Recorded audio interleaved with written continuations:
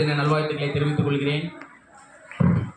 இந்த இனிய விழாவிலே தலைமை தாங்கி இவ்விழாவை சிறப்பாக நடத்த வந்திருக்கும் நம் பள்ளியின் தாளாளர் அவர்களையும், நிர்வாக தந்தை அவர்களையும், மழலையர் பள்ளியின் தலைமை ஆசிரியை அவர்களையும், இரு பள்ளியின் இருபால் ஆசிரியர் பெருமக்களையும்,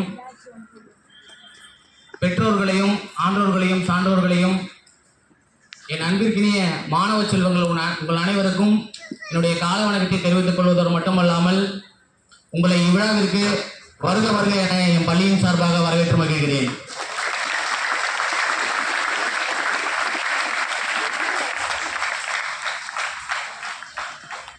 சுதந்திர தினம் என்பது நாட்டிற்காக சுதந்திரம் வாங்கி தருவதற்காக போராடிய தேச தலைவர்களின் தியாகத்தை நினைவு கூறும் ஒரு நாள்.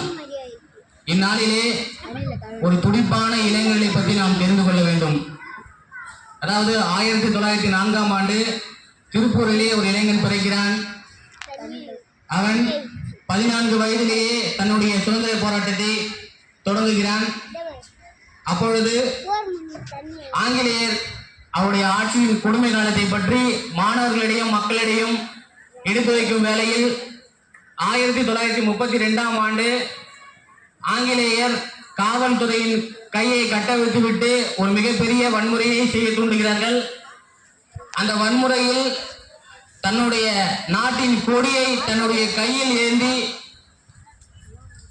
அந்த காவல்துறையின் வன்முறைக்கு உள்ளாகி தன்னுடைய மார்பிலை குண்டடிப்பட்டு ஒரு இளைஞன் இறக்கிறான். அந்த இளைஞன் தான் கொடிகாத்த குமரன்.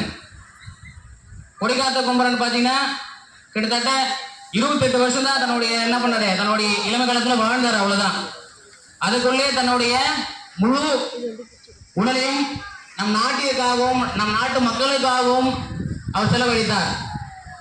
அப்படிப்பட்ட தியாகிகள் பிறந்த இந்நாட்டில் நாம் இந்த சுதந்திர தினத்தை கொண்டாடுவில் பெருமகிழ்ச்சி அடையவும், மேலும் இவ்விழாவிற்கு வருகை வழங்க வந்துள்ள நம்முடைய சிறப்பு விருந்தினர் அவர்களை மீண்டும் ஒருமுறை வரவேற்று உங்கள் அனைவரையும் மீண்டும் ஒருமுறை வரவேற்று விடைபெறுகிறேன். நன்றி, வணக்கம்.